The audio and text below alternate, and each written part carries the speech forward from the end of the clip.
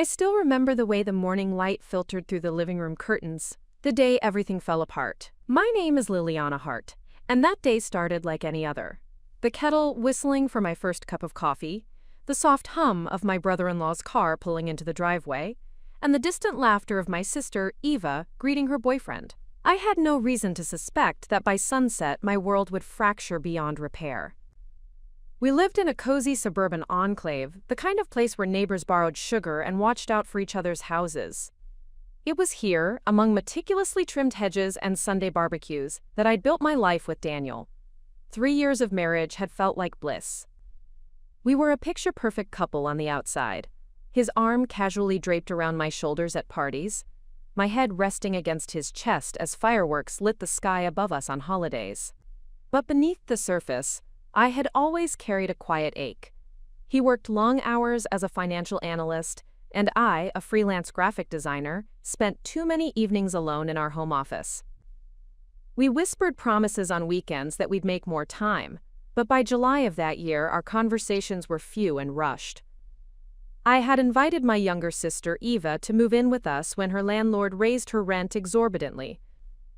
She was a vivacious soul, with curly auburn hair that framed her mischievous green eyes like a wildfire crown. As kids, she and I had been inseparable, building blanket forts in the living room, whispering secrets under starlit skies, and swearing that nothing, no one, could ever come between us. I felt proud to offer her a haven when life threatened to uproot her. Yet the same Wednesday I brewed my coffee, a subtle tension lingered in the air. Eva and Daniel had grown suspiciously close. I chalked it up to their shared love of old jazz records, an interest I never fully understood. I assumed they were harmless, a sister and brother-in-law bonding over Benny Goodman and Billie Holiday. But that morning, as I poured sugar into my mug, I noticed Eva's phone lying face up on the kitchen island. A message preview popped up. "Can't wait to see you tonight. Thank you for last night." My pulse thundered in my ears, my vision blurred. I pressed a trembling hand to the countertop for support, the sugar packet crumpling beneath my fingers. I did what any reasonable person would do. I left the kitchen and told myself I must be imagining things. I told myself I loved them both, and surely I'd find an innocent explanation. I posted a story on social media about our impromptu family brunch and told Eva to pop upstairs when she was ready. But she never came. Hours passed, and I texted her. No reply. I called her cell. Straight to voicemail. Something clamped around my heart. When Daniel came home that evening, he was quieter than usual, his suit jacket limp at his side. I forced my shoulders to stay squared, meeting his gaze as he stepped into the hallway. "Hey," I said. "Dinner's in 10. He nodded, but his eyes flicked past me, distracted, distant. "What's wrong?" I asked, trying to sound casual. "Nothing." His answer was clipped. His avoidance wounded me deeper than any confession could. I plated pasta for 2, fettuccine alfredo, our supposed comfort food, and set the third plate for Eva, hoping she'd join us at any moment. The ticking of the clock felt deafening. At precisely 7:45 p.m., I opened the door to the guest bedroom, steeling myself for an awkward intrusion. What I found instead was an empty room. The bed neatly made, Eva's laptop open on the desk but her phone gone. My gaze drifted to the closet. The doors stood ajar, and I sighed with relief. Something as simple as a jog, I told myself. But relief fled when I noticed the faint scent of Daniel's cologne on the pillow. My breath hitched. I sank to the floor, pressing my forehead to the cool hardwood, my world tilted on its axis. When Daniel finally found me, he looked at me with something like guilt in his eyes. "I need to tell you something," he began, his voice a low tremor. I closed my eyes. My hands shook. This was the moment I'd feared, the moment I'd denied, until it felt like liquid iron sloshing inside my chest. "Lily," he said, using the nickname only he ever called me. I forced my eyes open. "Eva and I, we've been seeing each other." His words cracked like a whip. I felt each syllable land on my skin, leaving bruises. "Seeing each other?" I echoed, as though tasting poison on my tongue. He swallowed hard. We started talking a few months ago. Just chatting, sharing music, and then it went further. I never meant to hurt you. His hands reached for me but hovered in the air, uncertain. I recoiled, a reflex of self-preservation. Don't touch me. My voice was strangled, acidic. He stood frozen, shame and regret dancing across his features. I'm sorry, he whispered, voice barely audible. I stood and fled the room, the fabric of my dress bunching at my waist. My feet carried me to the master bathroom, where I locked myself inside and let my tears fall into the sink. In that moment, I felt more alone than I ever had, abandoned not only by my husband but by my sister, my own blood. All night I lay in the empty bed we once shared, staring at the ceiling, bearing witness to my own heartbreak. Every memory, our wedding day waltz, our first apartment's paint-splattered walls, lazy Sunday mornings wrapped in blankets, haunted me. The betrayal cut so deep I thought I might bleed out. Dawn draped pale gray across the sky when I finally sat up and made a decision. I would not crumble. I would not be the victim in someone else's tragic drama. That day, I resolved to take back my life. And to do that, I would need strength I didn't know I possessed. I showered, washed the salt of my sorrow from my skin, and chose a crisp white blouse. My armor. I would face Daniel, I would face Eva, and I would chart a course beyond their deceit, one that set me free. When Daniel rose that morning, he found me seated at the dining table, notebook open before me, pen in hand.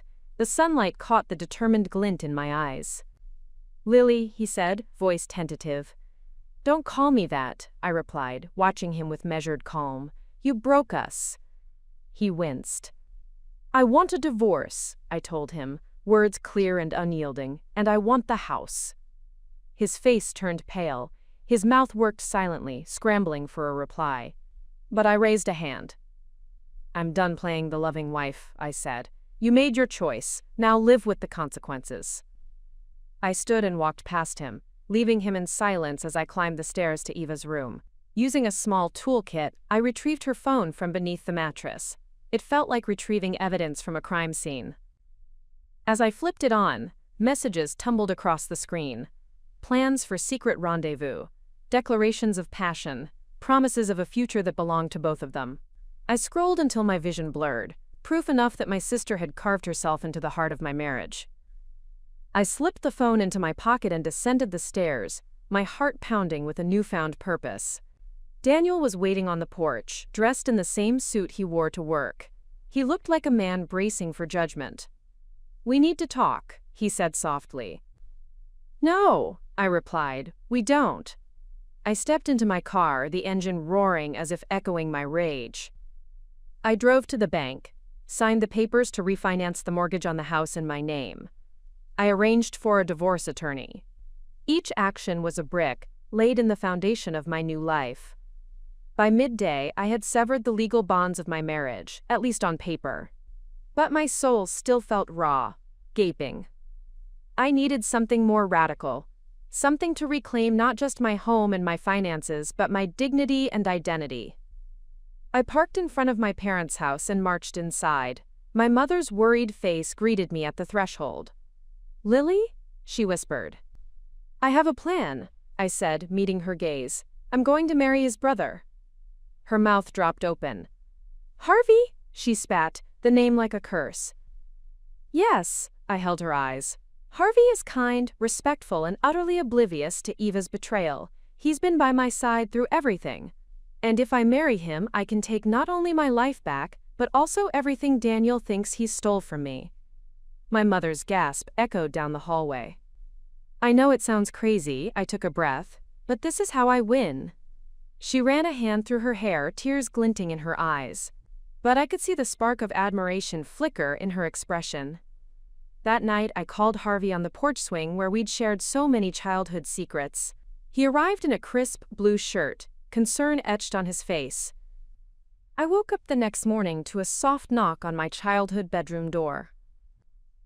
For a moment, I let my eyes linger on the faded floral wallpaper, the childhood trophies on the shelf, and the cracked frame of the photo Eva and I took the summer before college. I felt a flicker of anger and pain course through me, but I forced it back. There would be time to feel it later. Right now, there was only the plan. It was Harvey who knocked. Of course it was.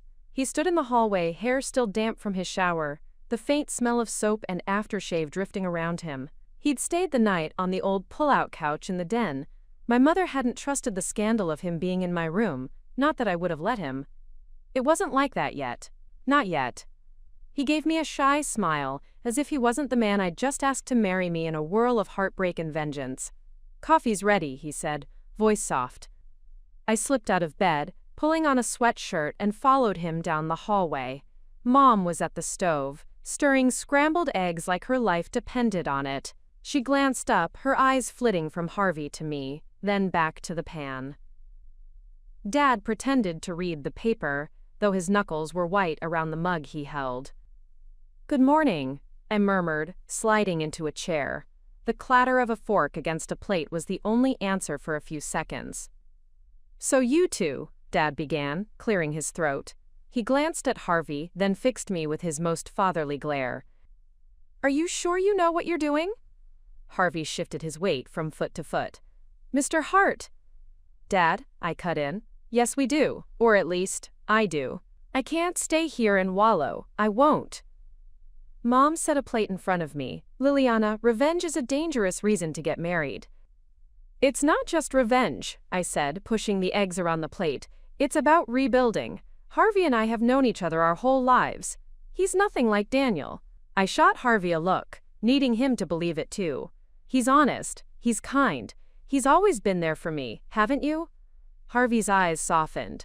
He reached out, brushing my knuckles with his thumb. "Always." My father's sigh was long and low. "Your mother and I want you to be happy. But if you do this, there's no going back. You can't marry him just to spite your sister." I clenched my jaw. Eva made her choice. Daniel made his. This is my choice. Dad closed his eyes and nodded. That was all the blessing I was going to get. That afternoon, Harvey and I sat in my car outside Daniel's office. It was my old sedan, the one Daniel always complained about because the air conditioner rattled. Funny how I loved that noise now. It felt like rebellion. I could see Daniel through the tinted glass windows, pacing in his suit, barking into his phone like he owned the city. "You sure about this?" Harvey asked, drumming his fingers on his knee. "Yes." I checked my reflection in the mirror. My makeup was immaculate, hair smoothed back into a sleek ponytail. I needed to look unshakable. "Okay then." Harvey squeezed my hand. He didn't ask if I was nervous. He knew I was. But he knew better than to say it. When I walked into the lobby, Daniel looked up like he'd seen a ghost. His face paled beneath his tan. "Liliana." He tried to smile. "What are you doing here?" I took a breath, lifted my chin. "I came to collect my things, and to tell you that I'm marrying Harvey." His jaw dropped. For a moment, he looked like he might laugh, but the sound died in his throat. "You can't be serious." "Oh, I'm dead serious. You and Ava made your bed. Now you can lie in it. And Harvey and I, well, we're gonna make something better." I could feel Harvey's presence behind me like a fortress. He didn't speak. He didn't need to. Daniel rubbed a hand over his mouth. "You can't marry my brother." "Watch me," I snapped. "And before you get any ideas, this is legal." I checked. There's no law against it. So pack up whatever respect you think you still deserve and save your breath. I didn't wait for his answer. I turned on my heel and left him standing there, stunned and speechless. Outside, the sun felt hotter, the air clearer. Harvey opened the car door for me. When I slid inside, he looked at me with a half smile. "That felt good?" "Better than good," I said. And for a moment, I almost believed it. Our wedding night was nothing like the storybooks. There were no rose petals on the bed, no candlelight flickering against silk sheets. Harvey and I sat across from each other in a rented Airbnb, a drafty old cottage with peeling paint and squeaky floors. We drank cheap champagne straight from the bottle, laughing a little too loud to keep the silence from swallowing us whole. I caught Harvey watching me over the rim of the bottle, his eyes softer than I'd ever seen them. He looked at me like I was something breakable. It made me want to laugh and scream at the same time. "Stop looking at me like that," I said, poking his arm with my toe.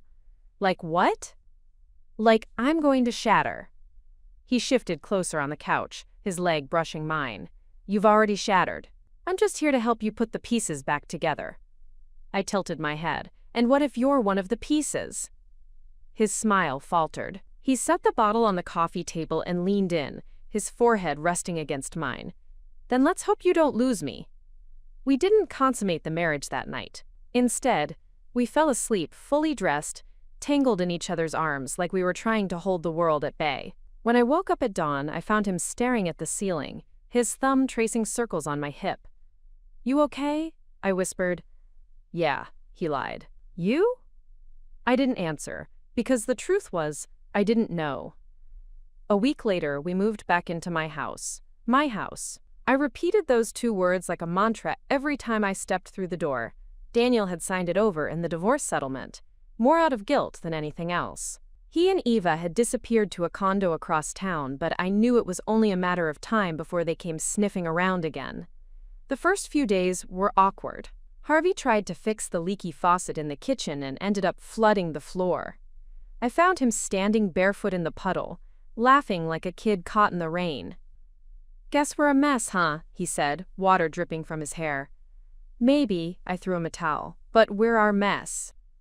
Some nights I'd wake up to find him gone. I'd creep down the hallway and find him sitting in the living room, staring at old family photos. One night I sat beside him on the sofa and he didn't look at me for the longest time. You miss him, don't you? I asked quietly. He didn't deny it. He's my brother, of course I do, but I hate him too. I rested my head on his shoulder. We didn't speak again that night. 2 weeks after the wedding, the first letter arrived. No postage, no return address. Just a single sheet of paper, folded neatly and slipped under the front door. Megger, you think you've won, but you don't know him like I do. No signature, but the handwriting was unmistakable. Eva's curvy loops, her dramatic swoops. I crumpled the letter in my fist and dropped it in the fireplace. Harvey found me watching it burn, arms wrapped around my waist like a shield. What did it say? He asked. Nothing. Lily. I said it was nothing. He didn't press. But I saw the worry etched into the lines of his face. I threw myself into work, redesigning my freelance website, picking up twice as many projects as before. Harvey tried to help, but his own job at the auto shop kept him busy. Some nights, he came home reeking of motor oil, collapsing onto the couch without a word. I'd watch him sleep and wonder if we were both pretending. One night I heard him on the phone in the backyard. I crept to the window and pushed the curtain aside. Daniel, don't call me again, Harvey hissed into the dark. You made your bed. Stay the hell out of ours. My breath caught in my throat. I pressed my palm to the cold glass. Harvey's shoulders sagged as he slipped the phone into his pocket and stared up at the moon like it held answers he couldn't find. I didn't confront him that night. I climbed into bed and pretended to be asleep when he slipped under the covers. He smelled like grass and regret. 3 nights later, Eva showed up on my doorstep. She looked the same, hair wild around her shoulders, eyes bright with secrets, but there was a desperation there I'd never seen before. Liliana, she said, voice trembling, I need to talk to you. I laughed, a sharp, bitter sound that startled even me. About what? The husband you stole? The life you tried to break?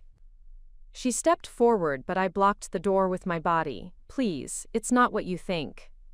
It's exactly what I think. Go home, Eva. Go to Daniel. You deserve each other. She grabbed my wrist, her nails dug into my skin. You don't understand. He's not who you think he is. He's dangerous. Quote. After Eva's visit, the days slipped into a restless rhythm. I worked long hours, my eyes bloodshot from staring at design drafts. Harvey would come and go like a ghost, sometimes warm, sometimes so distant it was like I was married to a stranger. I didn't know how to talk to him about the phone call I'd overheard, or Eva's warning.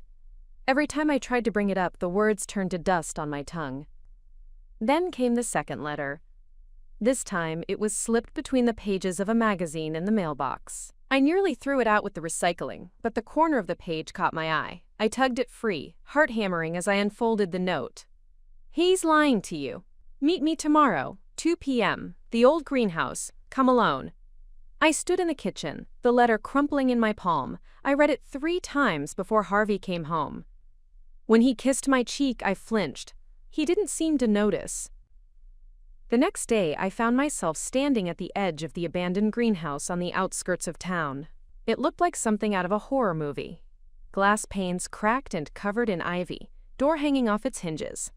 I stepped inside anyway. The air smelled like rotting leaves and secrets. Eva was waiting for me. She looked thinner than I remembered, like the truth had been eating her alive. "Liliana," she breathed, as if saying my name might absolve her. "I'm glad you came." I almost didn't. I crossed my arms over my chest, trying to hold myself together. "Say what you need to say." She took a shaky breath. "Daniel and I. It wasn't just an affair. It was Harvey. He wanted it to happen." My laugh echoed off the greenhouse walls, brittle and sharp. "You expect me to believe that?" "It's true. He knew about us. He encouraged it. He told Daniel you'd never leave him unless you had a reason." My pulse pounded in my ears. Why would he do that? Eva's eyes filled with tears. "Because Harvey has always wanted you. He didn't care who he hurt to get you." I stumbled back, my shoulder hitting a rusted metal shelf. "You're lying. This is just another trick." "Ask him about the money, Liliana. Ask him about Dad's old property. The one you thought he sold years ago. He didn't. He's been hiding it, planning to flip it once he had you. He's been playing you and Daniel like puppets." I wanted to scream, to tear out her hair, to make her words disappear. But the look in her eyes, the raw, pleading desperation, was something I couldn't ignore. "I'm supposed to believe you after what you did to me?" I hissed. She wiped her nose on her sleeve. "I'm sorry, I am. But he's dangerous, Lily. He's not the man you think he is."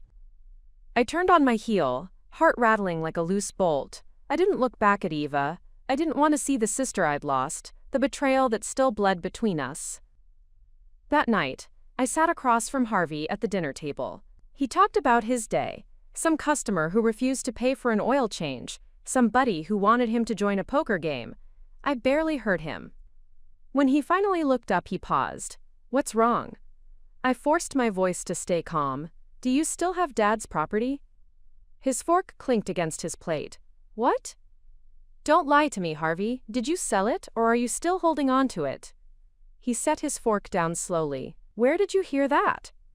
"Answer the question." His eyes narrowed, a flicker of something dark passing through them. "It's none of your business. That was my inheritance." "Don't twist this around on me." My hands shook under the table.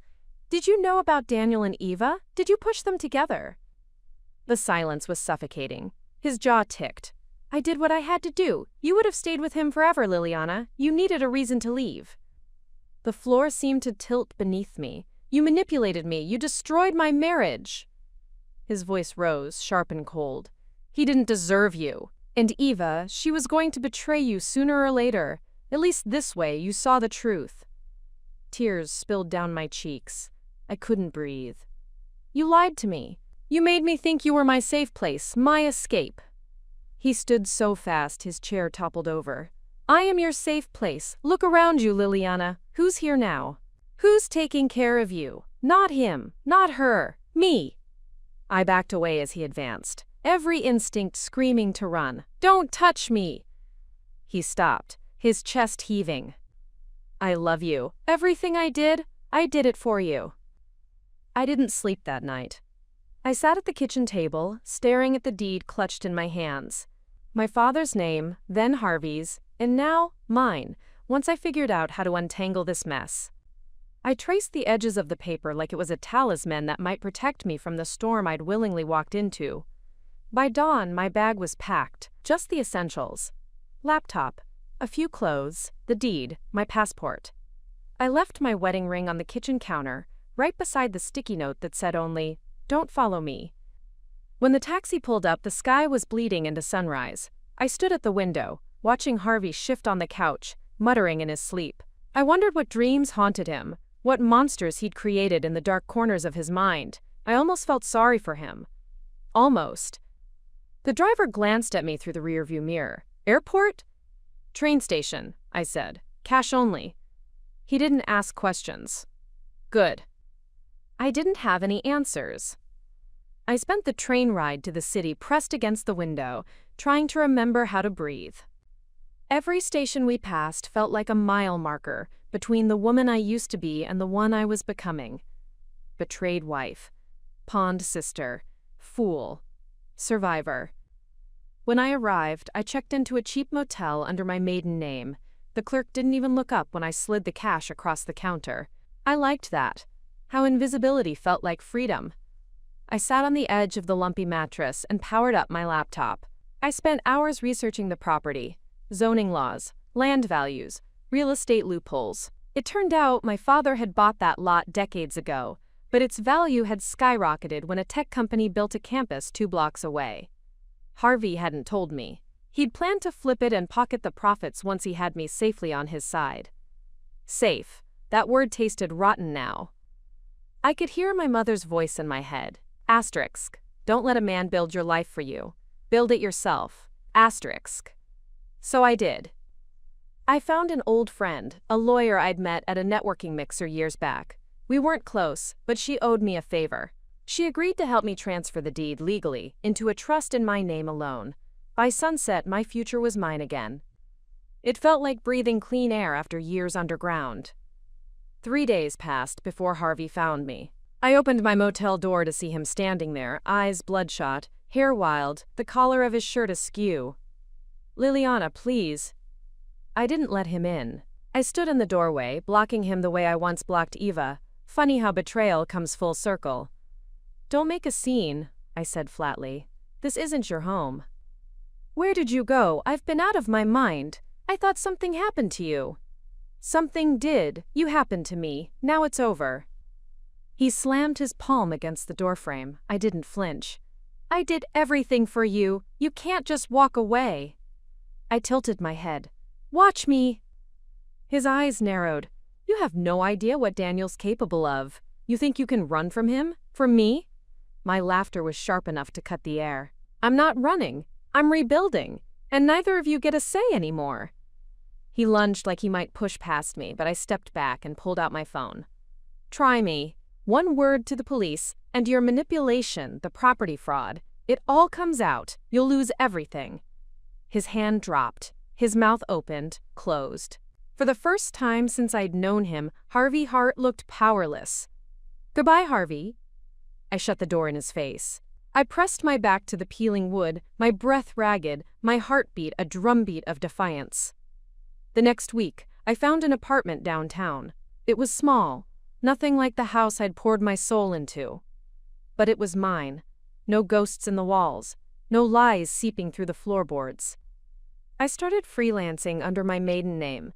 Hart was a name I'd earned back, piece by piece, after they'd tried to strip me of it. Clients came in slow at first, then faster once word spread.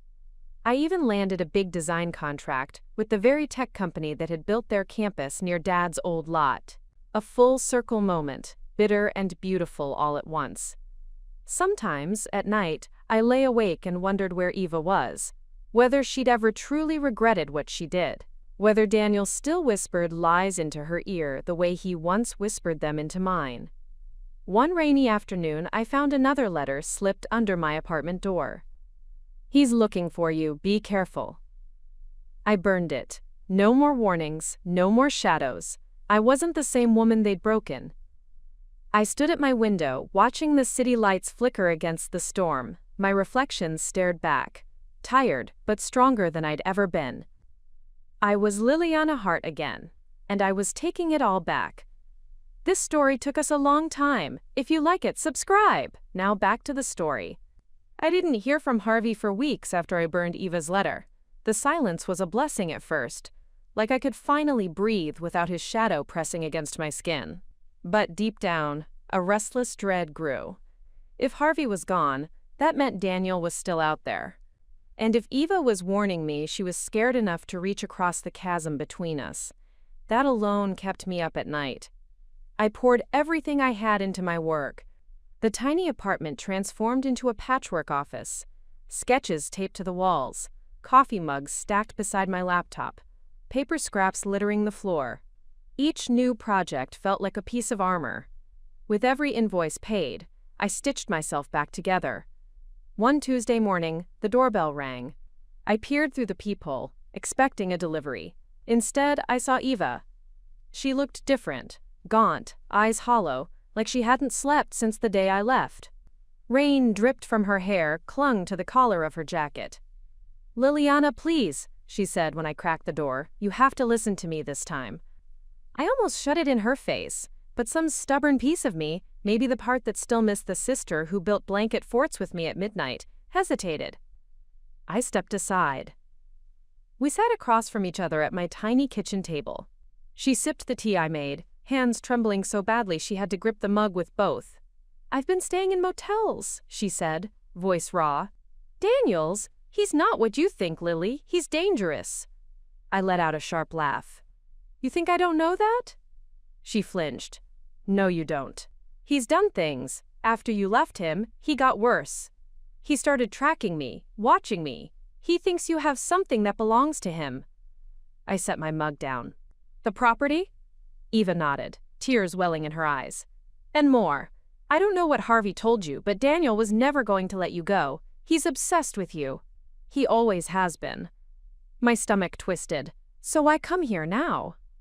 "Because you're my sister." She reached across the table. I didn't pull away, but I didn't take her hand either. "I made a mistake. I thought I loved him, but I think he's capable of hurting you. Of hurting me." The air in the room felt too tight. I stood and paced to the window, staring at the rain. My reflection looked like a ghost trapped in the glass. "Why should I believe you?" I asked. "Because I'm scared," her voice cracked. "And because he's coming for you. I heard him on the phone. He knows where you are." I spun around. "Then leave. Go to the police." "I can't." Her shoulders slumped. "I'm too deep in this." "But you can get out." I clenched my fists. I wanted to scream, to throw her out, to cling to her, all at once. "Go," I said, my voice shaking. "Just go, Eva." She looked like she might argue, but then she stood, pulling her damp jacket tight around her shoulders. "Please, Lily, be careful." The door clicked shut behind her. I watched her disappear down the street, her figure swallowed by the mist. That night, I didn't sleep. I sat in bed with my laptop balanced on my knees, searching for anything I could use. I dug through old emails, bank statements, messages, any proof that Daniel had done worse than lie and cheat. Just before dawn, I found it. An old draft of a prenup Daniel had forced me to sign before our wedding. Buried in the legal jargon was a clause that gave him access to any property I inherited during the marriage. Harvey's plan to transfer Dad's land to me had been the only thing that kept it out of Daniel's hands. That, and the trust my lawyer helped me set up. But it also meant Daniel had every legal excuse to claim I'd stolen it. The next day, I called my lawyer. She sounded half asleep when she picked up. "Liliana? It's 6 in the morning." "I need to know if Daniel can come after me for the property," I said. "Can he do it?" She sighed. I could hear her shuffling through papers on her desk. "If it's in a trust under your maiden name, you're protected. But if he can prove fraud, coercion, or that you hid assets, he might have a case." I sank into the couch. The phone pressed so hard to my ear it hurt. So what do I do? "Lay low, gather evidence. And don't talk to him. He can't touch you if you don't let him." But I knew Daniel better than anyone. He didn't need my permission to ruin me. He'd never needed it. 2 nights later, I came home from a late meeting to find my apartment door ajar. My heartbeat went into free fall. I crept inside, the floorboards creaking under my feet. I didn't sleep the night Daniel left the rose. I sat by the window, the kitchen knife clutched in my lap, the curtains cracked just enough to watch the street below. Every pair of headlights made my heart stutter. Every creak of the building made me flinch. By dawn, my whole body felt like a raw nerve, stretched thin but vibrating with an anger I hadn't tasted since the night my marriage imploded. When the sun rose, I did the only thing that made sense. I packed a bag again, not to run, but to fight. I called my lawyer. "I want everything," I said. "Every document, every record. I want to see what they see." She didn't argue. She knew that tone in my voice meant I was done playing nice.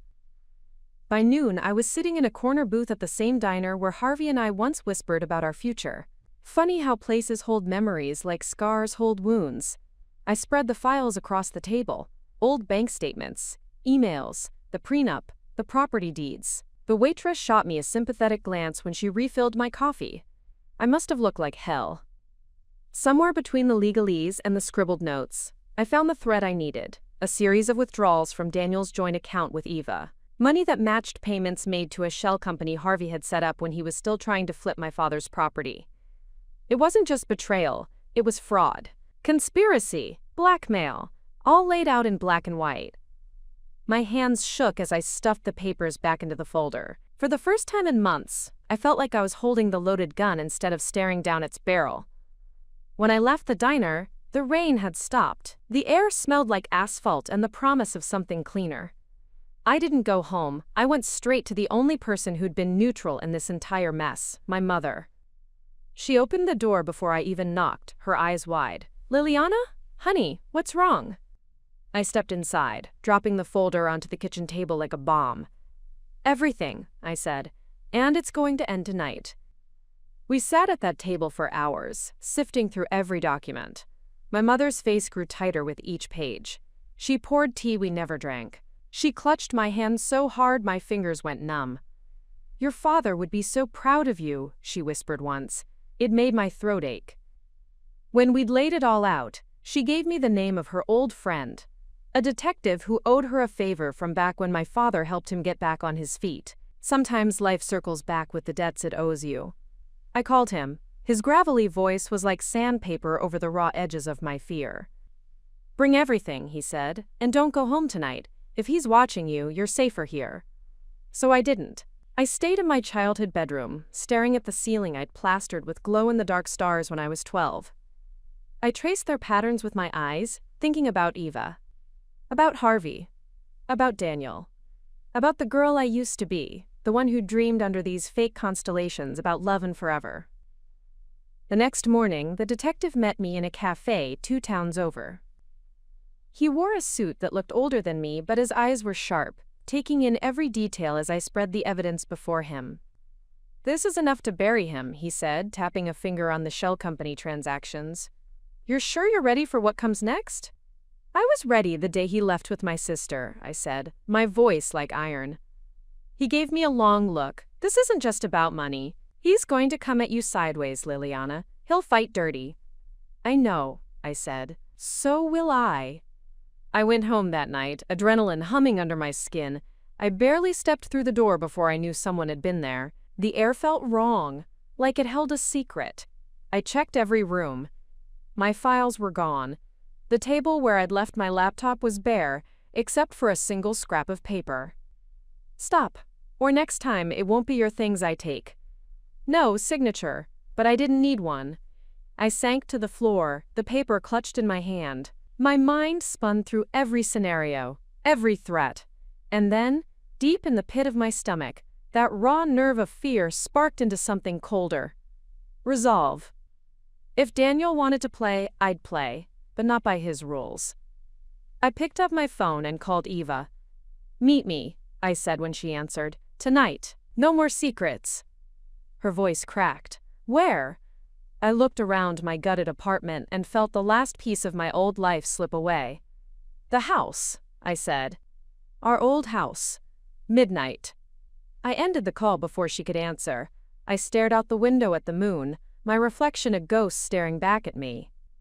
If Daniel wanted a war, I'd bring it to his doorstep.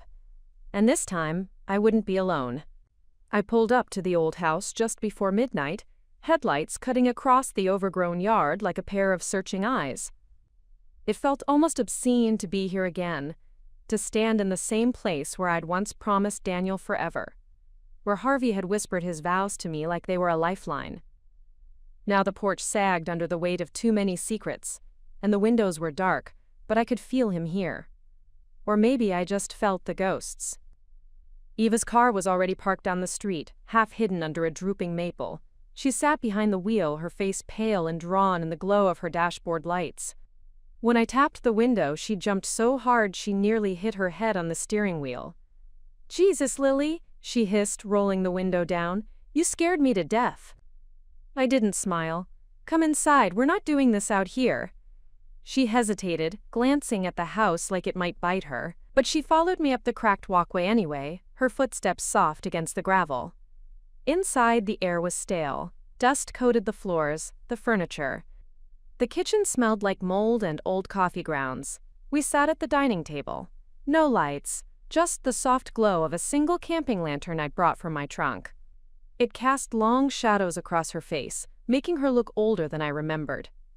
"You first," I said, folding my arms. "No more games." She swallowed hard. "Daniel's out of control. After you left, he blamed me for everything. He said I ruined you, that I owed him for what he gave up. He's been following me, watching me. He says I still belong to him." My stomach turned. "And you came here hoping I'd fix it?" Eva flinched. "No. I came here because you're the only one who knows what he's capable of, and because I don't want him to hurt you again." "Again?" I let the word linger in the air, sharp as a blade. "You're the reason he hurt me in the first place." Tears pooled in her eyes. "I know. God, Lily, I know. I was stupid and selfish and I thought he loved me. But he doesn't love anyone. He just wants to own people. You, me, Harvey, all of us." I leaned back, studying her. For the first time in months, I saw my sister, not the girl who betrayed me, but the girl who once held my hand through every storm. Maybe that was dangerous nostalgia. Maybe it was hope. "What do you want from me, Eva?" She met my eyes, her chin trembling. "Help me take him down." A bitter laugh escaped my lips. "You want revenge?" "No." Her voice was so soft I almost missed it. "I want freedom." I closed my eyes. Images flickered behind my eyelids. Harvey drunk on the couch, Daniel's rose on my table, the deed in my bag, my mother's shaking hands over the detective's files. "Okay," I said finally, "but we do it my way." We spent the next 2 hours hunched over the table, piecing together everything we knew. Eva's phone buzzed twice. Daniel, probably, but she silenced it without looking. Each text that came in made her flinch like she'd been slapped. When we finally leaned back, the plan was simple in theory, reckless in practice. We would meet Daniel face to face, on our terms. Eva would bait him into talking. I'd have a recorder hidden, and the detective would be parked nearby, ready to step in when we had what we needed. "You think he'll show?" Eva asked, her voice trembling. I stared at the ghostly reflection of our faces in the dark window. "He'll come. He always does when he thinks he's in control." I didn't sleep that night. Eva curled up on the dusty couch like we were kids again, her hand resting on her phone like a loaded gun. I sat on the floor, my back against the wall, listening to the house breathe around us. Every creak felt like a warning. At dawn, I stepped outside, the cold air biting my skin awake. I called the detective, my voice low and steady. "Tonight," I said. "It ends tonight." He didn't try to talk me out of it. I'll be there. I looked back at the house. Through the window, I could see Eva's shape curled under an old blanket, her chest rising and falling like she was still the girl I once trusted. Maybe she'd never be that again. Maybe neither of us would. But by tomorrow, Daniel would be. If it was the last thing I did. That evening, I stood in front of the bathroom mirror, my reflection pale but steady. I tucked the tiny recorder into my jacket pocket. My hands shook as I pinned my hair back, but my eyes never left the mirror. When I stepped out into the hallway, Eva was already waiting by the front door. She looked like she might shatter if I touched her, but her chin was lifted, her eyes dry. We didn't have to wait long. The old house sat heavy in the darkness, the wind rattling loose shutters like dry bones. Eva paced the living room, her footsteps muffled by the ancient rug. I sat by the window, the recorder humming silently in my pocket. My eyes flicked to the detective's car parked at the far end of the drive, headlights off, just a dark shape in the shadows. Our lifeline. When the sound came, a car engine crunching over gravel, My heart dropped into my stomach. Eva froze. She looked at me, her mouth moving but no words coming. I pressed a finger to my lips. We both ducked out of sight as headlights swept across the front yard. Then silence. A car door slammed, boots on the porch. The soft creak of that warped floorboard by the steps. He was here. Daniel stepped inside like he owned the place, like the walls themselves bent toward him, eager for his approval. He looked older, somehow, the sharp lines of his jaw harder, his eyes colder. He wore the same smirk he'd had when he told me he was leaving me for my sister. "Liliana," he drawled, spreading his arms like he expected a hug, and Eva, together again, how touching. Eva backed against the wall, her shoulders hunched. She wouldn't meet his eyes. I stepped between them, forcing his attention on me instead. "Don't pretend you're happy to see us," I said, voice calm. "You got what you wanted when you left."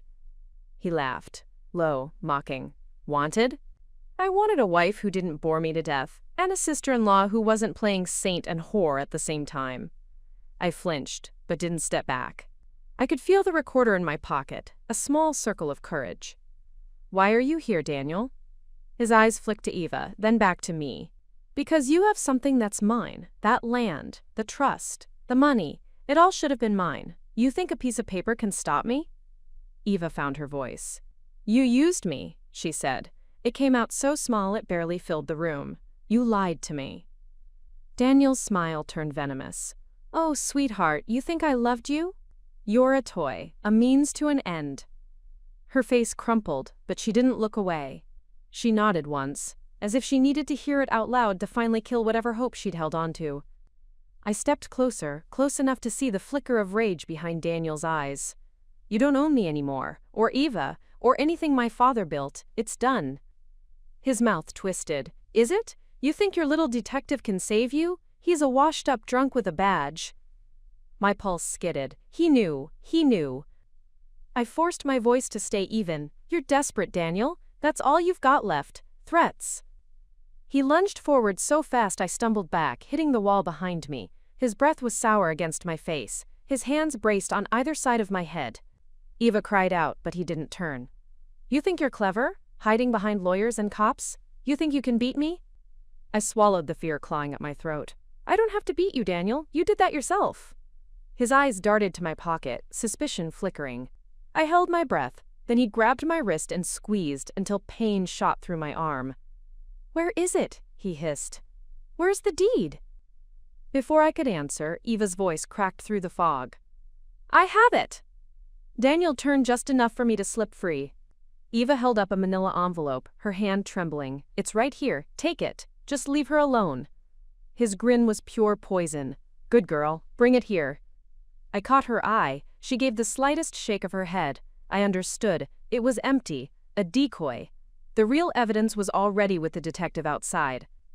Eva stepped forward, close enough to smell his cologne, familiar and foul all at once. She held out the envelope. Daniel grabbed it, tearing it open with one hand. "Nothing." His head snapped up. The fury on his face was almost beautiful in its rawness. "You lying little—" I stepped behind him and slammed the recorder to the floor, shattering it. The crack echoed like a gunshot. For a heartbeat, the room was dead silent. Then Daniel spun, grabbing me by the shoulders, shaking me so hard my teeth rattled. "You think this is over?" he roared. "You think—" A shout cut through the house. The front door banged open, heavy footsteps. A flashlight beam sliced the dark. "Daniel Royce, step away from her!" The detective's voice, steady, cold, a promise. Daniel's grip tightened for a breathless second. Then he shoved me into the wall, spun, and bolted for the back door. But Eva was there, blocking his path. She stood her ground for the first time in her life. "Move!" Daniel snarled. Eva didn't flinch. "No!" I barely remember the drive back to my tiny apartment that night. Eva rode beside me in the passenger seat, her head resting against the window, tears drying in streaks on her cheeks. Neither of us spoke. The adrenaline had burned out, leaving only exhaustion behind. When we got inside, I made tea just to have something to do with my hands. Eva curled up on my old thrift store couch, clutching a throw pillow like it might keep her from unraveling. "I'm sorry," she said, her voice raw, "for everything." I sank into the armchair across from her. I wanted to tell her to shut up, to scream that sorry wasn't enough to erase years of betrayal. But when I looked at her, my little sister, bones showing through her sweater sleeves, her eyes rimmed with regret, I couldn't do it. "We're not there yet," I said instead, "but maybe we will be." She nodded, wiping her nose with the back of her hand. "You think they'll keep him locked up?" "The detective says they've got enough fraud, harassment, the threat he made on tape before the recorder smashed." I sipped my tea, wishing it tasted like relief. "He'll fight it, he always does. But we have him now." Eva curled tighter into herself. "He'll never stop hating us." "Let him," I said. "Hate means he can't touch us." "Not anymore." The days that followed blurred into meetings with lawyers, statements at the precinct, and sleepless nights spent replaying every second of that final confrontation. News of Daniel's arrest leaked faster than I expected. One morning, my phone buzzed with a headline: Newsome Times financial analyst Daniel Royce arrested on multiple charges.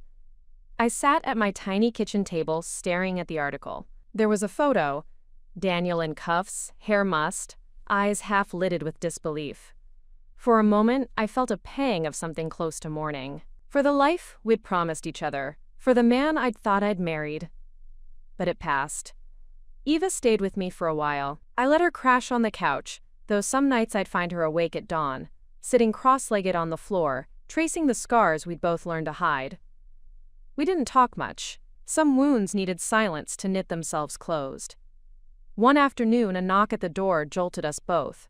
I looked through the peephole and felt my breath catch. Harvey. He looked worse than I'd ever seen him, beard overgrown, eyes bloodshot, clothes wrinkled like he'd slept in his car. For a heartbeat, I almost slammed the door in his face, but then I saw the paper he held. "Liliana?" he rasped, voice rough. "Please." I stepped back, not for him, but for me, for the closure I didn't know I needed. He stepped inside, eyes flicking to Eva on the couch. She didn't move, didn't even look at him. "I heard about Daniel," Harvey said, "about what you did." "What I did?" I scoffed. "You mean what we did?" He flinched. Right. Look, I came to." He held up the paper. It was the final deed transfer. My father's property, fully released, no more strings attached. "It's yours," he said, free and clear. "I signed it this morning." "Why?" I asked. "You spent years scheming to keep that over me." His eyes dropped to the floor. "Because I thought I needed it. I thought having something to hold over you meant you'd stay. But you were never really mine, were you?" The silence between us stretched until it hummed with every lie we'd ever told ourselves. "You can leave it on the table," I said. "We're done, Harvey." He nodded, eyes glassy. "I know," he turned to Eva. "I'm sorry, for my part in it." She didn't answer. She didn't owe him that much. When he left, the door clicked shut like a period, at the end of a sentence I'd spent years trying to write. A week later, Eva found an apartment across town. She packed her few things into a single suitcase. When she stood by the door, ready to leave, we just stared at each other. Two sisters balancing on the edge of something that might someday look like forgiveness. "Call me," I said, my voice catching, "if you need me." "Same," she whispered. "And Liliana?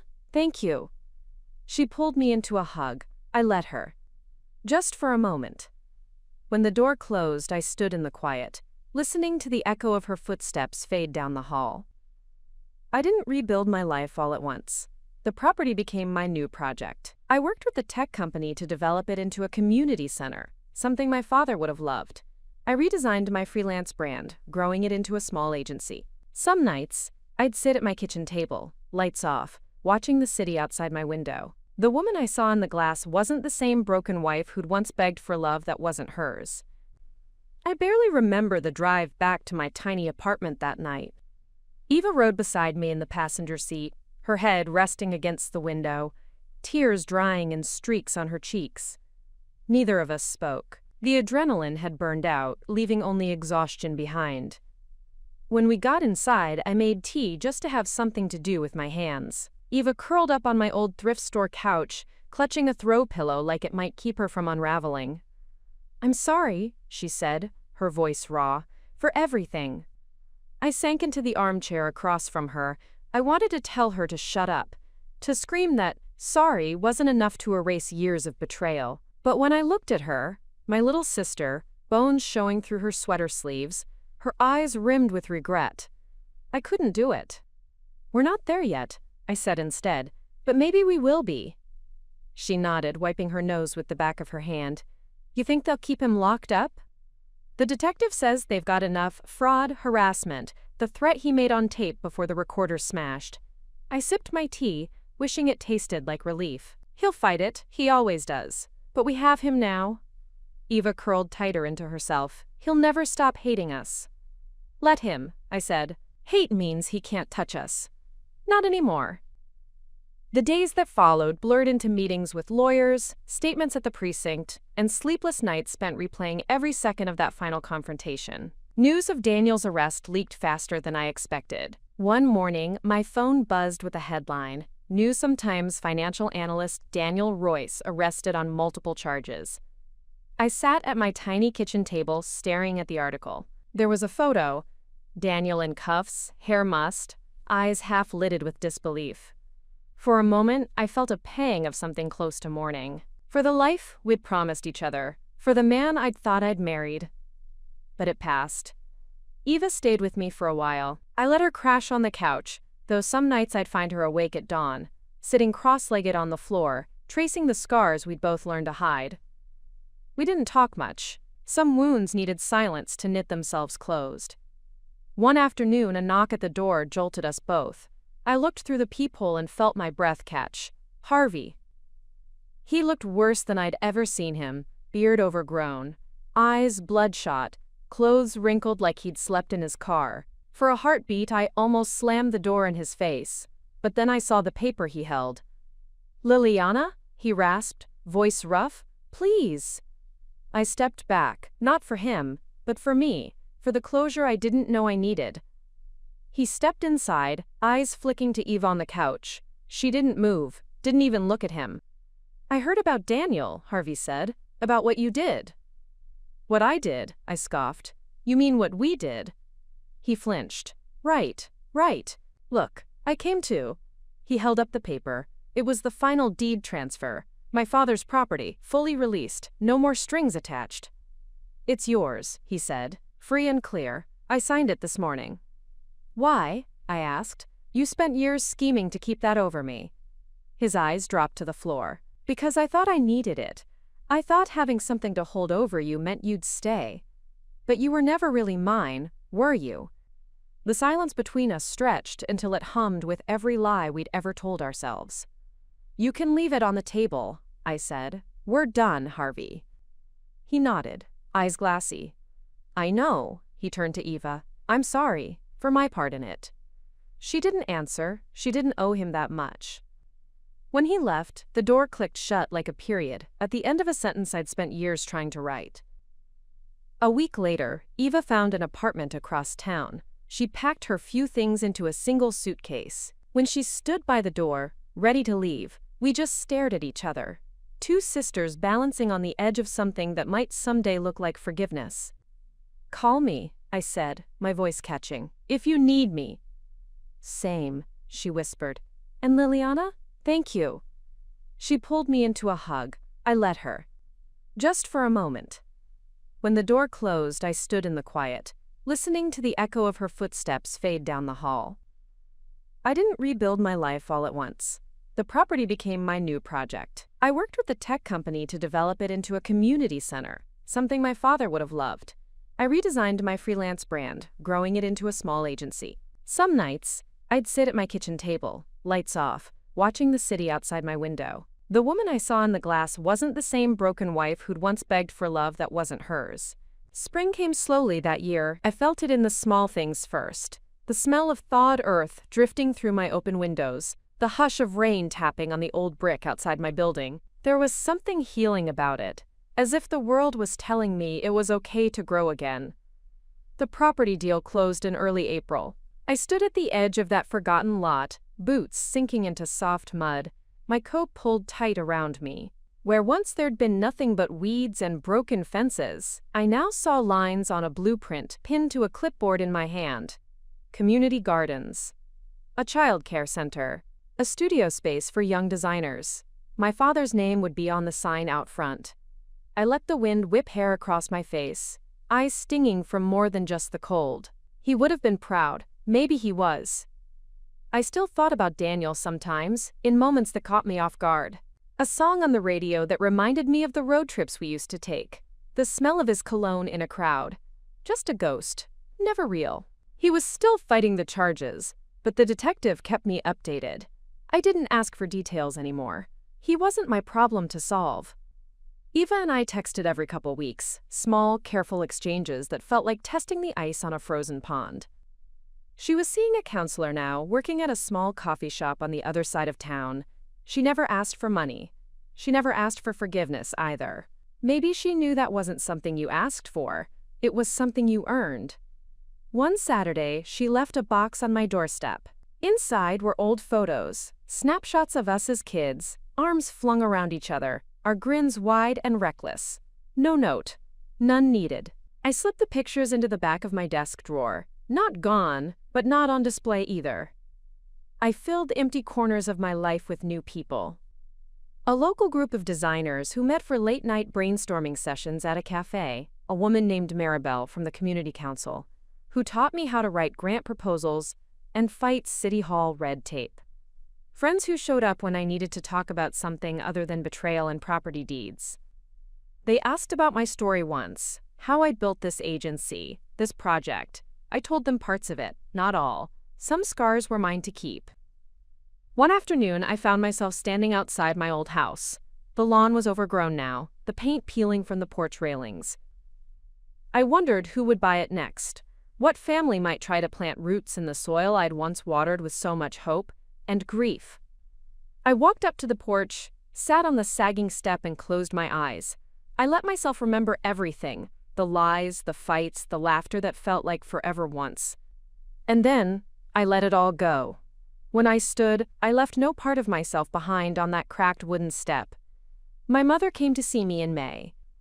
She stood in my kitchen, tapping her nails against a mug of tea she never drank. She watched me move around my tiny apartment, pulling a pie from the oven, tidying up the counter, covered in design sketches and grant drafts. "You look good, Liliana," she said softly, happy. I turned, wiping flour off my cheek. "I am." She glanced at the ring on my finger. Thin silver, no diamonds, no promises from anyone else, just mine. She reached for my hand, thumb brushing over the band. "I worried," she admitted, "that you'd let all that bitterness keep you small, keep you angry." "I did," I said, "for a while, but anger can build things too. It can clear the ground for something better." She smiled, small but real. "I hope you know how proud he would have been, your father." "I do," I whispered. She stayed late that night, falling asleep on my couch, a blanket tucked around her shoulders. I stood in my kitchen, the city lights blinking outside my window, and felt the weight of generations behind me. My father's dreams, my mother's stubborn hope, my own grit stitched together by heartbreak and hunger. I was Liliana Hart, a daughter, a sister, a survivor. And finally, for the first time in my life, something more than that. I was mine. By the time summer arrived, the community project was no longer just blueprints pinned to a clipboard. It was steel beams rising from the ground, foundation poured and walls framed out, each nail hammered in like a promise that this land would never be taken from me again. Every morning before the work crews arrived, I stood at the edge of the lot, coffee steaming in my hand. I liked to watch the sun slip over the scaffolding, the light catching on the fresh wood and metal. It felt like my father was here with me in those quiet moments, reminding me that you build things brick by brick, heart by heart. People started noticing. A small write-up in the local paper called me, quote, "a young entrepreneur turning family tragedy into a foundation for the community." I hated how neat it made it sound. Like the betrayal, the heartbreak, the years I'd spent clawing my way back to myself were just a clean headline. But I kept the clipping anyway, tucked into my journal, a reminder that the world only ever sees the frame. not the scars hidden inside the walls. Sometimes, strangers came up to me on sight, a mom holding a toddler on her hip asking when the childcare center would open, a retired welder offering to volunteer his time to help finish the roof. Their hope reminded me that I hadn't just survived, I'd become something solid for someone else too. Iva called late one Saturday night, her voice tight but determined. She'd found a small apartment closer to the city, started courses to finish her degree in early childhood education. She didn't apologize again. She didn't need to. Some wounds were better honored by growing around them than by scraping them open for inspection. "Can I come see it?" she asked. "The community center?" I paused. Old anger tried to climb up my throat, but I swallowed it down. "Yeah, you can come." The next morning we stood side by side at the edge of the property, the hum of power tools echoing across the lot. Eva stuffed her hands into her pockets, hair whipping across her face in the wind. "Dad would have loved this," she said, her voice trembling. "Yeah," I said, staring out at the steel bones of our future. "He would have." She brushed her sleeve across her eyes. "You did what none of us could." I looked at her then, really looked. The girl who once followed me through childhood like a shadow, then tore my life apart in one selfish breath. Now she was here, raw and real, no excuses left to give. "No," I said, my voice steady. "I did what I had to, and now you will too." She nodded, as if we'd spoken a secret language only we could understand. That night, I hosted a small barbecue for the construction crew in the half-finished community garden. We ate under string lights borrowed from my old apartment, laughter drifting up to the stars. For the first time in years, I let myself feel the simple warmth of people who had no idea about the story behind my story. One of the welders, an old man with hands like cracked leather, clinked his beer bottle against mine. "You're building something good here, Miss Hart, not just for you. For everyone." I smiled at him, the words soaking in deeper than he knew. "That's the plan." After they all left, I lingered alone in the garden. Fireflies winked at me from the hedges. The earth smelled rich and green beneath my feet. I ran my hand over the rough wood of the fence we'd just put up, feeling every splinter, every knot. Once, I'd let others build my life for me. Shaky walls and rotten beams, hidden lies I didn't see until the roof caved in. But not anymore. This place, these people, this story, I'd built it from the rubble. I was Liliana Hart, still standing, still growing. And tomorrow, I'd wake up and do it all again. One nail, one beam, one breath at a time. I didn't throw a grand opening for the Hart Community Center. No ribbon-cutting ceremony with local news cameras. No speeches under a giant banner. Instead, I left the doors unlocked one morning, propped them wide so the summer breeze could carry the scent of fresh paint and new beginnings down the block. People trickled in, moms with toddlers on their hips, kids still wiping sleep from their eyes, an elderly couple leaning on each other as they stepped into the lobby. Some paused in the doorway, hesitating like they were waiting for permission. I just smiled and waved them inside. Within an hour, the building buzzed with life. A teacher set up coloring tables in the children's room. A group of teens sprawled on the floor of the studio space, sketching plans for their next mural. Neighbors huddled over coffee in the tiny community cafe I'd built out of a corner that used to be a storage closet. I walked the halls barefoot that day, greeting people by name, taking photos for the center's new bulletin board. Every voice that echoed through those halls felt like an anchor rooting me here, now. Eva arrived mid-afternoon, a box of pastries balanced in her arms. She looked more alive than I'd ever seen her. Sunlight on her face. A soft laugh that didn't sound like it was borrowed from someone braver. She handed the box to a volunteer, then slipped her arm around my shoulders. "Look what you did," she said. "Look what you now did," I corrected. And for once, it didn't feel like a lie. That evening, after everyone had gone, I sat alone on the front steps, my bare feet resting on warm concrete. The streetlights flickered on, one by one. Fireflies drifted around the hedges we'd planted that spring, their tiny lights dancing like sparks of hope. I heard footsteps behind me and turned to see the detective approaching, a paper bag in one hand and that same half-smile tugging at his lips. "Brought you dinner," he said, setting the bag beside me. "You look like you forgot to eat." I laughed, my shoulders relaxing. Probably did. He lowered himself onto the step beside me with a grunt. "It's good, Liliana, what you've built here. It's bigger than you know." I pulled out the sandwich he'd brought, a cheap deli sub wrapped in wax paper, but somehow it felt like a feast. "Thank you. For being here. For believing me when I didn't even believe myself." He tipped his head back, staring at the stars peeking through the canopy of old oak trees. "You did all the hard parts, kid. I just helped you remember you weren't alone." We ate in silence for a while, the night humming with crickets and the far-off sounds of laughter drifting from a neighbor's porch. Before he left, he handed me a small envelope. "This came to the station. Figured you'd want to see it." I felt my stomach twist as I held the envelope. Daniel's name was scribbled in the return corner, the postmark from the county jail. I didn't open it. Not yet. The detective clapped my shoulder, the warmth of it settling into my bones. "You don't owe him anything. Remember that." "I know," I said, and I did. For the first time, I really did. I didn't open the letter that night. I tucked it into my desk drawer at home, between my father's old pocket watch and the deed for the community center. A reminder that some ghosts only have the power you give them. Instead, I showered, pulled on my oldest t-shirt, and sat cross-legged on my bed with the window cracked open. The sounds of the neighborhood drifted in. Kids playing catch in the street, someone strumming a guitar on their porch, laughter rolling through the warm air like a promise. I turned the silver band on my finger, felt its quiet weight, not a shackle, not a promise made to someone else, just a vow to myself. I will keep building. I will keep growing. I will keep choosing myself, again and again. I closed my eyes and let sleep find me there, in a house that was mine, in a life that was finally, fully my own. Outside my window, the world kept breathing. And so did I. By the time August rolled in, the Hart Community Center was no longer just a place people came to.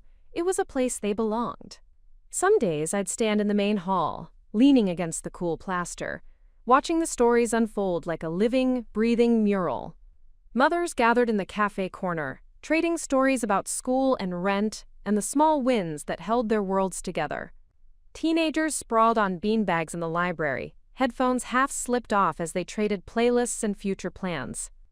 One evening I found Roger, the elderly gardener, kneeling in the community garden, coaxing stubborn tomato plants into bloom. He looked up at me with dirt under his nails, a grin creasing the weathered map of his face. "Remember when this was all weeds and broken glass?" he asked. "I do," I said. "Feels like a lifetime ago." He stood with a grunt, brushing soil from his knees. "You gave this neighborhood roots again, Miss Hart. Don't you forget it." I didn't. Not anymore. Eva spent her weekends painting the new mural that wrapped around the reading nook. It was a riot of color. Children with their arms wide, flowers blooming from the cracks of old bricks, a tiny house at the center that looked suspiciously like the one we'd grown up in. Some days I'd catch her tracing the lines of that painted house with her fingertip, her eyes soft, her mouth curved into a smile that belonged to no one but herself. "Thinking about moving back to this little house?" I teased once. She laughed, a clear, bright sound that made my chest ache in the best way. "No. But it's nice to remember where we came from, and to know we don't have to live there anymore." "Yeah," I said, "it is." My mother visited every other week, a bag of pastries in one hand, a stack of old photo albums in the other. We'd sit together in the tiny kitchen behind the cafe, flipping pages of yellowed snapshots, my father in his work boots, me and Eva as kids in matching raincoats, all of us before the storms we never saw coming. One afternoon, she pointed to a photo of me on my wedding day, my old wedding day, the one I'd tried so hard to forget. She tapped the edge of the picture with her nail. "You were beautiful that day," she said softly, "but you look stronger now." I closed the album, tucking it back into her bag. "I am stronger now." She squeezed my hand, her eyes shining. "Good, don't forget it." The letter from Daniel never came again. The detective called once to tell me he'd accepted a plea deal to shorten his sentence. Part of me expected the old fear to creep in, but when I hung up the phone, I felt nothing but a strange, deep quiet. Like a chapter had closed for good. I went to the community garden that night, planting marigolds along the fence line. Bright little suns that would keep growing long after my name faded from the center's sign. When I was done, I sat on the bench Roger had built for me, the moon high and full overhead. I turned the silver ring on my finger, a habit now, my promise to myself, renewed every time I remembered the girl who used to believe she wasn't enough. I was enough. I always had been. And now, every child laughing in these halls, every neighbor planting seeds in this soil, every sister who chose to stay, proved it over and over. I pressed my palm to the warm wood of the bench, closed my eyes, and let the wind carry the truth of this place back to me. I am not what they took from me. I am what I built after. Tomorrow I'd wake up to open the doors again. And tomorrow, the world would open wide for me too. Roots deep, heart steady, walls strong. I was Liliana Hart. And I had already won. Fall arrived like a breath of gold across the neighborhood, the leaves around the community center burning themselves into shades of copper and flame. Some mornings, I'd come in early just to sweep the front steps clear of fallen leaves. There was something comforting about it. A small ritual that reminded me this place needed care, and so did I. The local paper did a feature on us that September, The Woman Who Turned Ruins into Roots. They printed my name under a photo of me standing in the community garden, hands in my pockets, Eva's mural blooming bright behind me. For a moment, I almost didn't recognize myself. The woman in the picture looked steady, unshakable. I pinned the clipping to my office wall anyway, right next to our first blueprint sketch, proof that all those nights spent wide awake, questioning if I was doing the right thing, had led me here. The center's doors stayed open late that fall. People lingered under the string lights in the courtyard, wrapped in sweaters, sipping hot cider from paper cups. Kids piled into the library after school, their laughter spilling into the halls. Old friends became new families. I walked those halls every night, checking on each corner like a mother counting her children's breaths. Eva stayed close. She'd found an apartment just 2 blocks away, a tiny loft that smelled like fresh paint and clean floors. She'd drag her folding chair over to the mural she'd started and spend hours touching up tiny details, her brush dancing like a secret she shared with the wall. One night, she looked over her shoulder and caught me watching. "You're creepy, you know that?" she teased.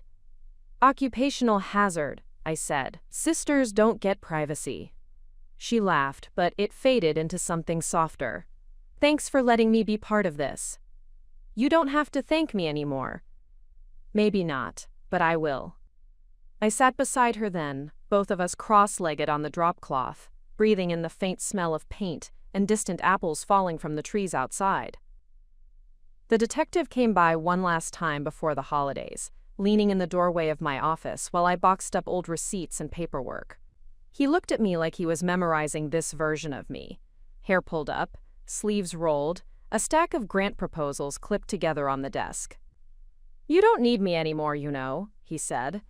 I tilted my head, smiling. "Maybe not, but I'm glad you're here anyway." He dropped a small key on my desk. "One last thing. That storage unit where we kept the old evidence? It's empty now. Yours if you want it." "Why would I want it?" I laughed. "Because you're a builder, Liliana. Builders always need more space." His eyes twinkled like he was letting me in on some cosmic joke. "Just don't let anyone else fill it for you." When he left, I sat with that tiny brass key in my palm. It felt lighter than any promise I'd ever been given, and heavier than any vow I'd ever made. On the first day of October, I hosted the center's first harvest festival. We strung more lights through the trees, spread quilts on the grass, and lit tiny fires in old metal barrels to keep everyone warm. Families came with pies and jars of homemade jam. The kids painted pumpkins in wild, clashing colors. Someone brought a battered old guitar and strummed songs that made the darkness feel kind. I stood in the middle of it all, the cold seeping through my boots, the smell of cider and smoke wrapping around me like a blessing.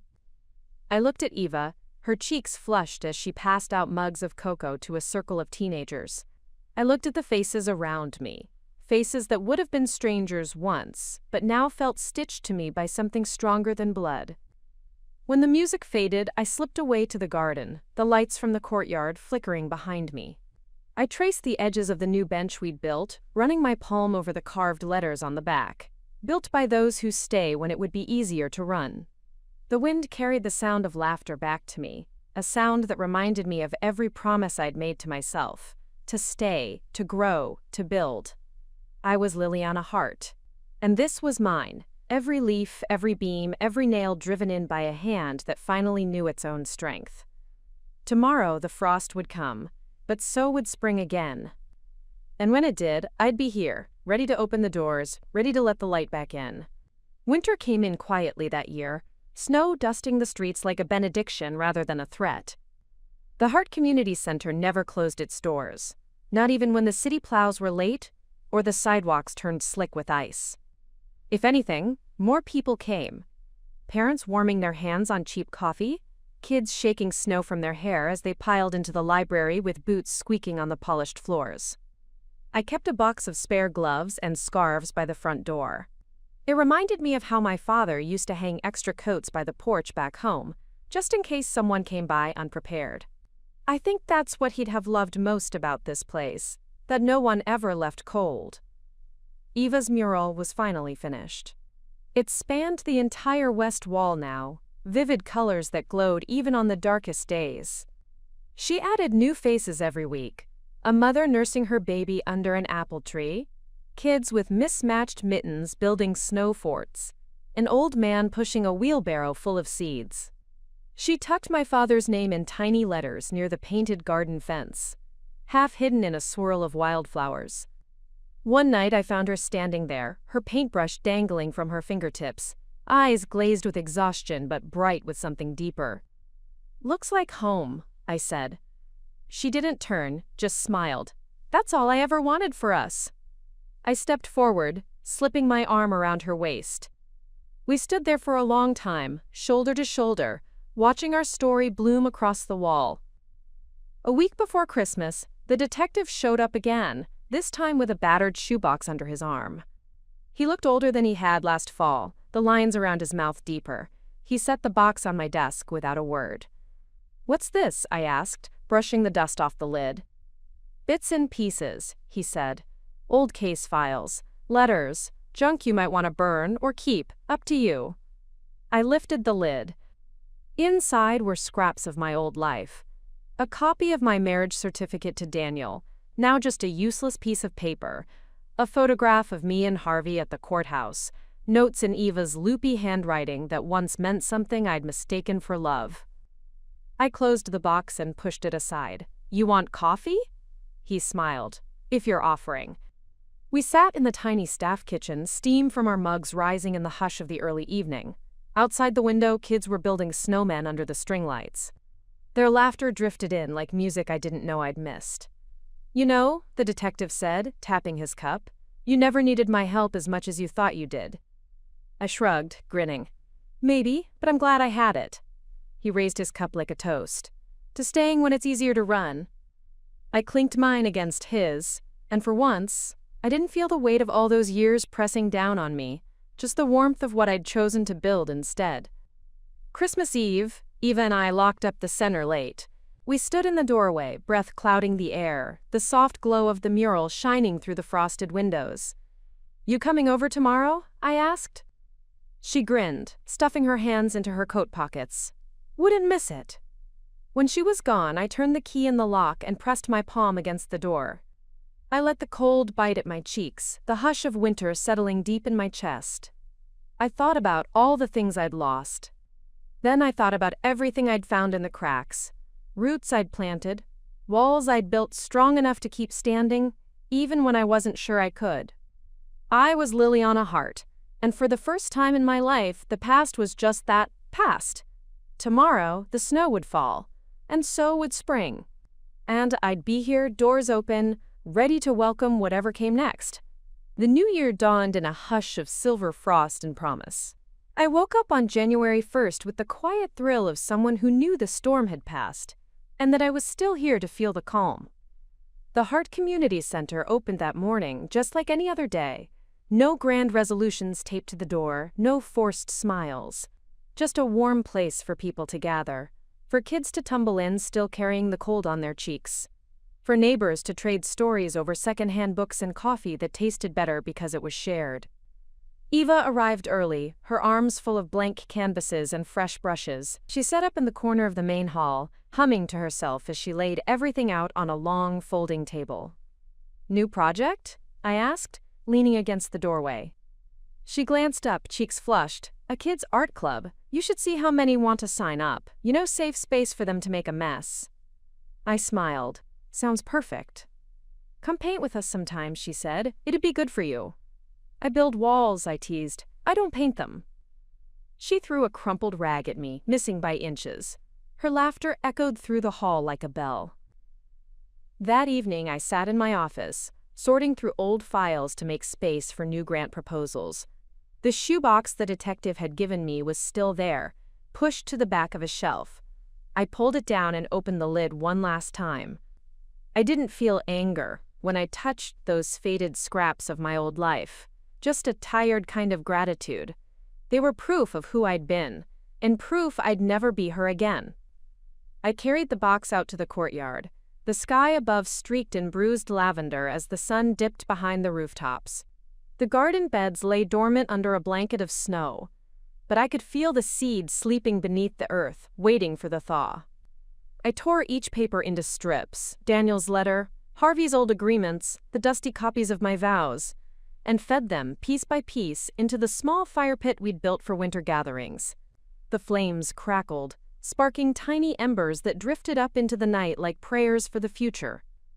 When the last scrap was gone, I closed my eyes and breathed out a whisper I hadn't known I was holding on to. "Thank you for the ruins. I needed them." Later, Eva found me on the steps, my knees drawn up to my chest, the scent of wood smoke tangled in my hair. She sat beside me, arms resting on her thighs, chin tucked into her scarf. "Feels different now," she said. "It is different. Do you ever wish it could have been, I don't know, easier?" I laughed, soft and genuine. "Every day, but easy wouldn't have given me this." She nodded, a small smile curving her lips. "So what now?" I let my gaze drift over the dark windows of the center, warm light spilling onto the snow. "Now? We open the doors again tomorrow. We keep showing up. We build something so strong that no storm can blow it down." Eva reached over, threading her fingers through mine. The same hand that once stole from me now held me up. Funny how life stitches the world back together when you think it's torn beyond repair. For the first time I felt that truth hum in my bones. Love wasn't always clean or simple. Sometimes it was messy, stitched with betrayal and forgiveness, ruin and resurrection. And it was mine, exactly as it was. I was Liliana Hart. Tomorrow I'd choose it all over again. Spring came back to us like a promise finally kept. By March, the flower beds outside the community center burst with color. Daffodils and crocuses pushing their way through the thawed earth, stubborn in their defiance of the cold that once buried them. I arrived every morning before the sun did, slipping inside while the city still slept. I'd run my hands along the smooth walls, trace my fingers across the mural where Eva's paint still glowed bright, and breathe in the quiet hum of life waiting to fill these rooms again. It was never about the building, really. It was about what it gave back: sanctuary, warmth, a place to plant hope and watch it grow. It was proof that roots can hold even when the storms come. Eva and I stood together under the cherry blossom tree we'd planted behind the garden beds. Its branches trembled with pale pink flowers, each petal drifting down like confetti for a celebration we hadn't known we were throwing for ourselves. She tucked her arm through mine, resting her head on my shoulder. "You know," she said, her breath stirring the blossoms, "I think Dad would have loved this tree." "I think he does," I whispered back. That afternoon, the center buzzed with life. Kids ran barefoot through the courtyard, their laughter ringing out like wind chimes. A group of volunteers assembled raised beds for summer vegetables. I watched an older couple, strangers once, sit together on the bench Roger built, hands entwined, as if they'd never known a life apart. Inside, I stood at the window, the sun catching the ring on my finger, a simple silver band, scuffed now from work and wear. It wasn't a symbol of belonging to anyone but myself, my vow to keep choosing this life, this fight, this home. I thought about Harvey, about Daniel. I thought about the girl I was when I first stood in this empty house, and wondered if I'd ever feel whole again. She was still here, stitched into the beams and bricks, but she wasn't lost anymore. I pressed my palm to the glass, eyes burning. "We're still here," I whispered. "We're still here." That night, Eva and I stayed late, picking petals out of the garden beds while the last volunteers drifted home. We lay on our backs in the grass, side by side under the stars. "What now?" she asked, her voice barely more than a breath. "Now we keep the doors open," I said. "We build something so strong it stands even when we're gone. We remind people they're not alone." She turned her head, her hair brushing my arm. "And you?" I smiled, feeling the truth settle deep in my bones. "I stay, I grow, I live." Tomorrow I'd wake to laughter echoing through these halls. I'd stand at the door, greeting each person by name. I'd watch new roots take hold, new dreams sprout where the old ones once broke. I was Liliana Hart. And I had not only survived the ruins, they'd become the soil that let me bloom. 2 more great stories are next. Don't miss them. Subscribe and turn on notifications.